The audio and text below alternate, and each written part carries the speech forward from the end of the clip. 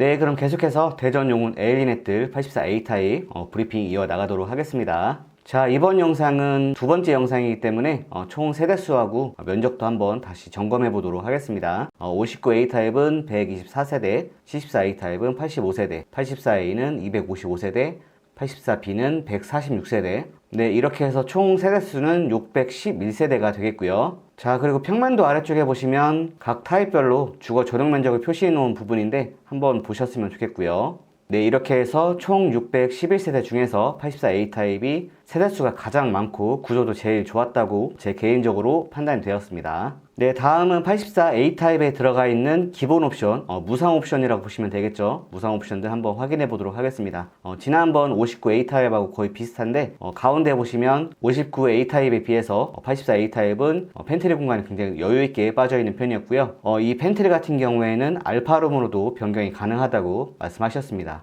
그래서 84A 타입인데도 방을 4개 정도로 꾸밀 수가 있다는 얘기가 되겠죠. 네, 다음은 단지 배치도 한번 보시겠습니다. 101동, 102동, 103동, 104동, 107동이 84A 타입이 들어가 있는 동호수가 되겠습니다. 단지 배치 같은 경우에는 북쪽에서 남쪽으로, 남쪽에서 북쪽으로 굉장히 길다랗게 빠져있는 형태였었는데 101, 2, 3, 4동이 그 건너편 쪽에가 등산로가 꾸며져 있어요. 총 5개의 등산로가 꾸며져 있는데 단거리 노선부터 2시간이 육박하는 장거리 노선까지 등산로가 펼쳐져 있다고 합니다.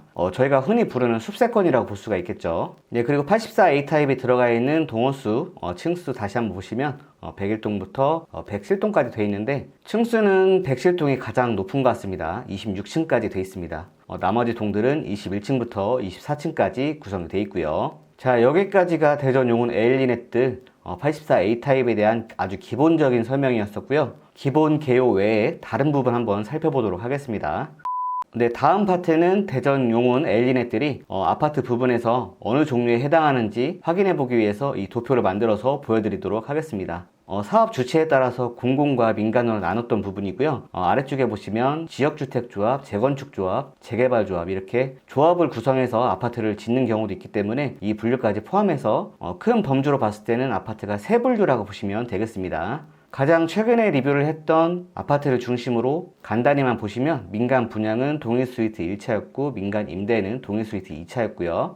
이번 에일리넷들 같은 경우에는 지역주택조합, 저희가 줄여서 지주택이라고 하죠. 지주택에 포함이 되어 있습니다. 네, 다음 파트는 아파트의 종류에 따라서 어떻게 진행이 되는지 간단하게 살펴보도록 하겠습니다. 보통은 저희가 청약을 해서 당첨이 되고 그 다음에 계약을 하고 중도금 대출을 받고 잔금하고 입주를 하는 게 거의 대부분의 시나리오인데 이런 지역주택조합 같은 경우에는 추진 절차와 기간이 완전히 다르게 됩니다. 물론 재건축, 재개발하고도 다르고요. 지역주택조합 에일리넷들 같은 경우에는 순서가 대략적으로 봤을 때는 이렇게 진행이 됩니다. 조합을 가입해서 창립총회를 열고 주택조합 설립 인가를 받은 후에 사업계획 승인을 받고 철거 및 착공, 사용검사 및 입주가 되겠습니다.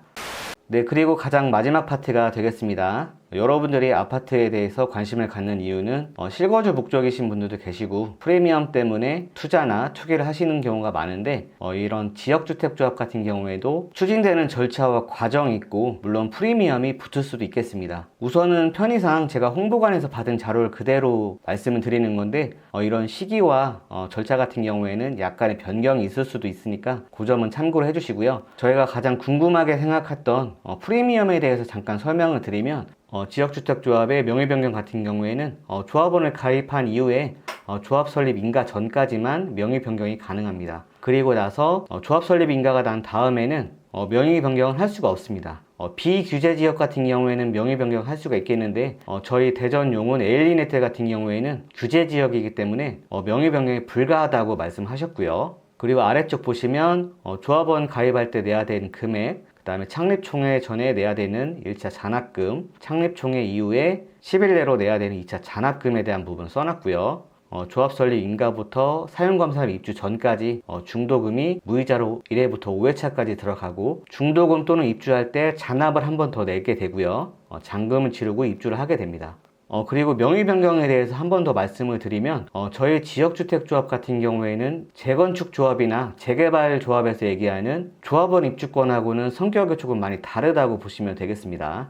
그리고 일반적으로 지역주택조합 같은 경우에는 사업계획 승인이 난 다음에 어느 정도 사업이 안정된 상태에서 프리미엄을 주고 명의 변경을 해서 전매를 하는 게 더 유리하다라고 하시는 분들이 계셨는데 이번 에일리네트 같은 경우에는 사업계획 승인이 난 다음에 명의 변경을 공식적으로는 할 수가 없습니다.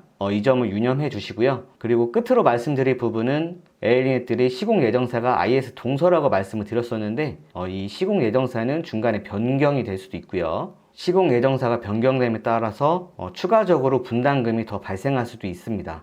그리고 사업 추진 인허가 과정에서 여러 가지 제반 사항들과 시기가 달라질 수 있다는 점은 꼭 유념을 하셔서 실거주 하실지 아니면 중간에 명의 변경을 목적으로 조합원에 가입하실지 한번 신중하게 고민을 해보시고 조합원 가입을 하셨으면 좋겠습니다. 네, 그리고 이번 지역주택조합 같은 경우에는 주택법에 적용을 받기 때문에 주택법이 2019년도하고 2020년도에 개정이 된 부분이 있어요. 그런데 그런 부분까지 다 말씀을 드리면 시간이 너무 늘어날 것 같아서 추후에 혹시 제가 시간이 된다면 주택법 개정된 내용을 반영해서 다시 브리핑을 하는 시간을 가져보도록 하겠습니다. 그럼 지금까지 건파남 정수장이었습니다. 감사합니다.